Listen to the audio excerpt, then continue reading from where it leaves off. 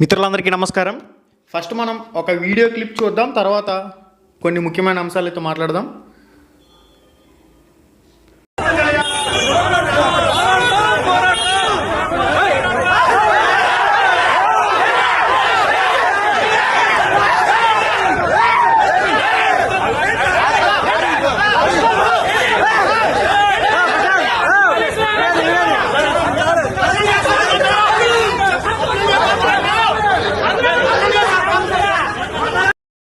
రామచంద్ర యాదవ్ ఆధ్వర్యంలో డిఎస్సి అభ్యర్థుల ధర్నా అయితే జరిగింది.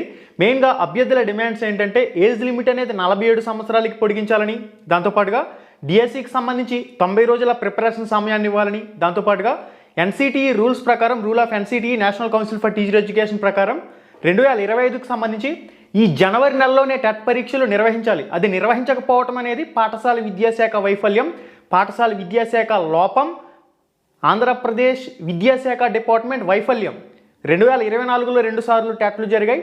మరి 2024లో టెట్ నిర్వహించినప్పుడు వెంటనే డిఎస్సికి సంబంధించి నోటిఫికేషన్ ఇచ్చుంటే ఇటువంటి సమస్య అనేది తలెత్తేది కాదు. అయితే ఇక్కడ 2025 సంవత్సరానికి సంబంధించి జనవరిలోనే టెట్కి సంబంధించి నోటిఫికేషన్ రాకపోవడం అనేది అది పూర్తిగా పాఠశాల విద్యాశాఖ వైఫల్యం. అభ్యర్థుల డిమాండ్స్ని కనీసం రాష్ట్ర ప్రభుత్వం లెక్క చేయకుండా ముందుకు వెళ్తుంది. ఎందుకు ఈ విధంగా మొండి ధోరణిని అవలంబిస్తుంది? జగన్మోహన్ రెడ్డి మాదిరిగా వ్యవహరించినట్లయితే జగన్మోహన్ రెడ్డి ఏ విధంగా ఇంట్లో కూర్చుని చెక్కభజన చేస్తున్నారో అదే తరహాలో మీరు కూడా వ్యవహరిస్తే డిఎస్సి అభ్యర్థుల విషయంలో తస్మాత్ జాగ్రత్త. డిఎస్సి అభ్యర్థుల దెబ్బ ఏంటనేది మీకు క్లారిటీగా తెలుసు.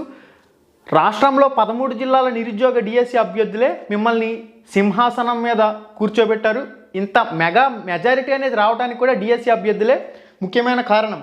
ప్రధానమైన డిమాండ్స్ని కూడా ఎందుకు లెక్క చేయడం లేదు? ఈ రోజున మీరు ఎస్జిడి సెకండరీ గ్రేడ్ టీచర్కి సంబంధించి 10 రోజు ఇక్కడ మనకి 10 సెషన్లలో పరీక్ష జరుగుతుంది. మరి 13 జిల్లాల అభ్యర్థులకు సంబంధించి సెపరేట్గా ఒక్కొక్క పేపర్ కండక్ట్ చేయడానికి మీకు ఏంటి ఇబ్బంది? ఒకే జిల్లా ఒకే పేపర్ ఎందుకు నిర్వహించడం లేదు? నార్మలైజేషన్ విధానాన్ని ఎందుకు రద్దు చేయడం లేదనేది డిఎస్సి అభ్యర్థుల ప్రధానమైన డిమాండ్. సికి సంబంధించి పరీక్ష కేంద్రాలు ఇచ్చారు, ఎలాగో 2-3 జిల్లాల్లో పరీక్ష కేంద్రాలను కేటాయించారు. మరి ఒకే జిల్లా ఒకే పేపర్లో పరీక్ష నిర్వహించినా కూడా ఆ 2-3 జిల్లాల్లో పరీక్ష కేంద్రాలను సర్దుబాటు చేసి ఒకే జిల్లా ఒకే పేపర్ పరీక్ష నిర్వహించే అవకాశం ఉన్నా మీరెందుకు నిర్వహించడం లేదనేది డిఎస్సి అభ్యర్థుల ప్రశ్న. విద్యాశాఖ మంత్రి నారా లోకేష్ గారు సుప్రీంకోర్టు క్లారిటీగా నీట్ పరీక్షకు సంబంధించి ఒకే షిఫ్ట్లో పరీక్ష నిర్వహించండి, పారదర్శకత ఉంటుంది, 2 షిఫ్ట్లు వద్దని చెప్పేసి సుప్రీంకోర్టే చెప్తుంటే మీరు ఏకంగా 10 షిఫ్ట్లలో ఎస్జిడి సెకండరీ గ్రేడ్ టీచర్కి సంబంధించిన పరీక్ష అనేది నిర్వహిస్తున్నారు. మరి ఏ విధంగా పారదర్శకత అనేది వస్తుంది? రకరకాల పేపర్లు వస్తాయి, నార్మలైజేషన్ విధానం వల్ల తర్వాత ఫర్దర్గా ఇబ్బందులు అనేవి వస్తాయి. ఇవన్నీ కూడా తెలిసే తెలంగాణ ప్రభుత్వం ఒకే జిల్లా ఒకే పేపర్లో పరీక్ష నిర్వహించినప్పటికీ మీరు ఒక మొండి విధానంలో ఒకే జిల్లా ఒకే పేపర్ పెట్టండి, నార్మలైజేషన్ వద్దనే ప్రధానమైన డిమాండ్ కూడా ఏమాత్రం లెక్క చేయలేదు. ఇంకొక ముఖ్యమైన విషయం ఏంటంటే ఒకే రోజు 3 పరీక్షలు వచ్చినాయి కొంతమందికి. పీజీ సెట్కి సంబంధించి కొంతమంది హాజరు కాబోతున్నారు. దాంతోపాటుగా ఈపీసీ నాన్ టెక్నికల్ పాపులర్ కేటగిరీకి సంబంధించి ఆర్ఆర్బీ పరీక్ష, అదేవిధంగా డిఎస్సికి సంబంధించిన పరీక్ష ఒకే రోజు పడ్డాయి. మరి ఈ అభ్యర్థికి ఏ విధంగా మీరు న్యాయం చేస్తారు? ఆ హెల్ప్ లైన్ నెంబర్లు ఎందుకు ఉన్నాయి? కనీసం వాళ్ళు రెస్పాండ్ కూడా అవ్వడం లేదని చెప్పేసి అభ్యర్థులు వాపోతున్నారు. మరి ఆర్ఆర్బీ పరీక్ష రాయాలా, ఇక్కడ డిఎస్సి పరీక్ష రాయాలా? మరి వీళ్ళకి సంబంధించి ఏ విధంగా సర్దుబాటు చేస్తారు? కనీసం ఇటువంటి ముఖ్యమైన అంశాలను కూడా మీరు పట్టించుకోకపోతే మీరు చాలా దారుణంగా మొండి వైఖరితో ఉన్నారని చెప్పేసి అభ్యర్థులందరూ కూడా తీవ్ర అసంతృప్తితో ఉన్నారు. సర్దుబాటు చేస్తారు. పీజీ ఎగ్జామ్తో పాటుగా డిఎస్సి ఎగ్జామ్ రాసే వాళ్ళకి సంబంధించి కూడా ఒకే రోజు 2 ఎగ్జామ్స్ వచ్చాయి. వాటిని ఏ విధంగా పరిష్కరిస్తారు?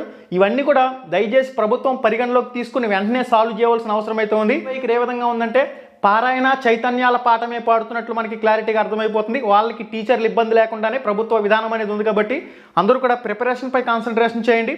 ఇది ప్రజాస్వామ్య ప్రభుత్వమా? ప్రజాస్వామ్యంలో మనం బతుకుతున్నామా? ప్రజాస్వామ్యం అనేది ఉందా? అంటే ఎవరి అభిప్రాయాలు వారు వ్యక్తపరిచే కనీస స్వేచ్ఛ స్వాతంత్రం, వాక్ స్వాతంత్రపు హక్కు ఉందా ఆంధ్రప్రదేశ్లో? మరి శాంతియుతంగా నిరసన కార్యక్రమాలకు కూడా రాష్ట్ర ప్రభుత్వం తీవ్ర స్థాయిలో విరుచుకుపడుతూ ఉంది. కాబట్టి అభ్యర్థులు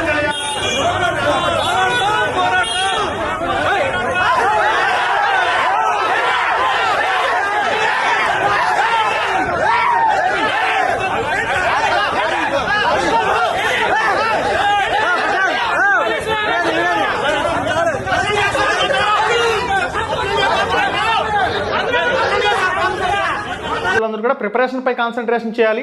ఎవరు కూడా క్షణికావేశ నిర్ణయాలు తీసుకోవద్దు. మీ వంతు మీ బెస్ట్, మీ లెవెల్ బెస్ట్ మీరు ఎంతవరకు ప్రయత్నం చేయగలరో అంతవరకు ఫస్ట్ ప్రయత్నం చేసి మీ 100% మీరు ఇచ్చే ప్రయత్నం అయితే చేయండి. ఉన్న సమయాన్ని సద్వినియోగం చేసుకుంటూ ముందుకు వెళ్ళాలని చెప్పేసి మనస్ఫూర్తిగా కోరుకుంటూ Ram Ramesh production YouTube channel శుభం. ధన్యవాదాలు.